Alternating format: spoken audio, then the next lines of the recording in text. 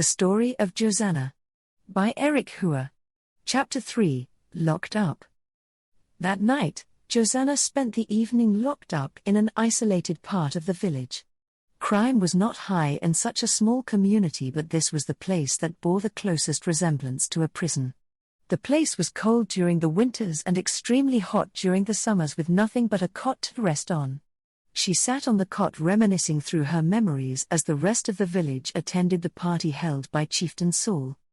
Hours had passed since she had been isolated, when suddenly she began to hear a noise coming from the door.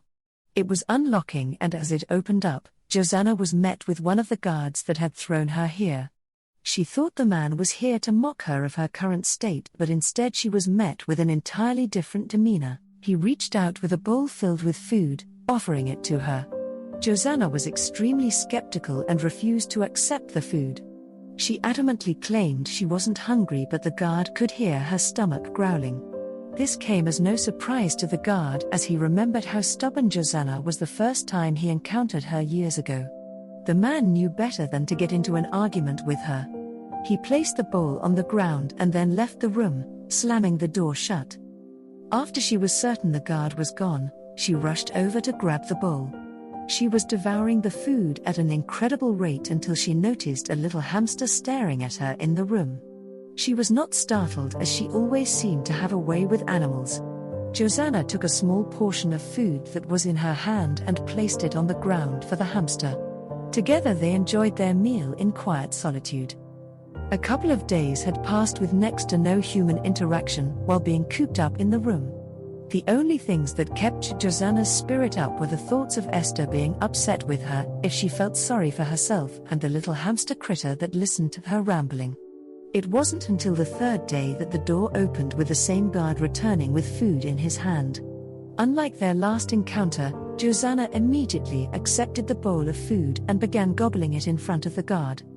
While Josanna continued to chow down on her food, the guard began speaking to her.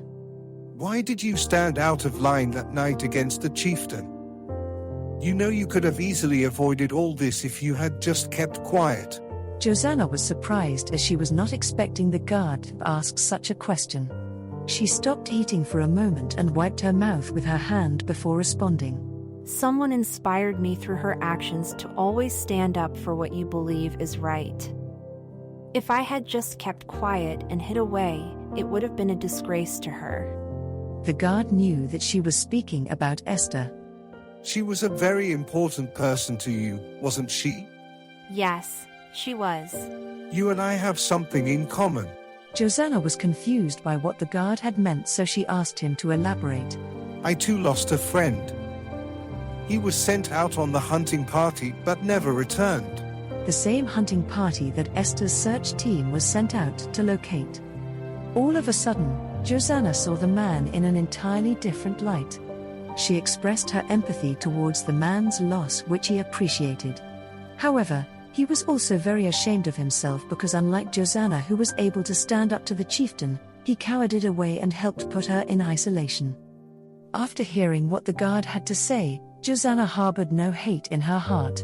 She forgave the man for what he had done and even acknowledged that it was his kindness that allowed her to bear through her time in confinement.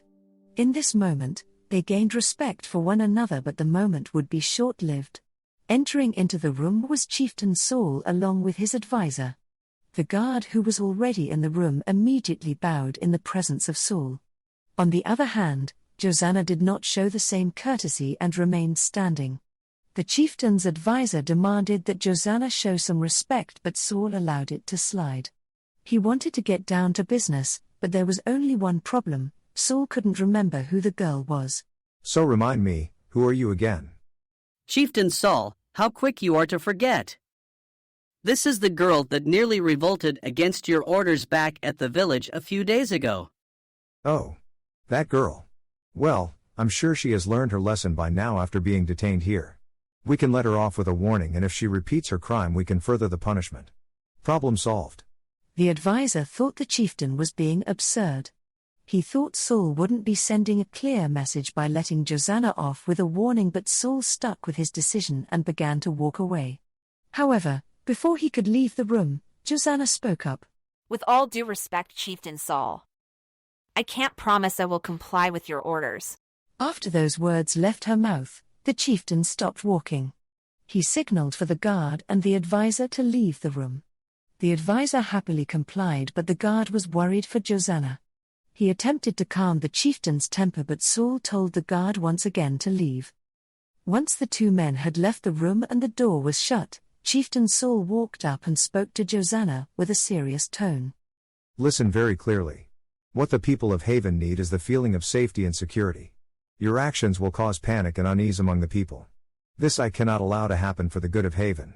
Despite his effort to cover his true intention, Josanna could sense what Saul was trying to do. He wasn't worried about the people of Haven. What he wanted was to gain influence so he could remain in power as chieftain.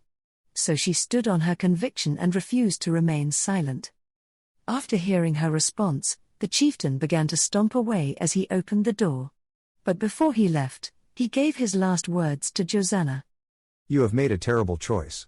Tomorrow you will face the consequences of your actions. The door slammed behind him and Josanna went to sleep awaiting her punishment the next day.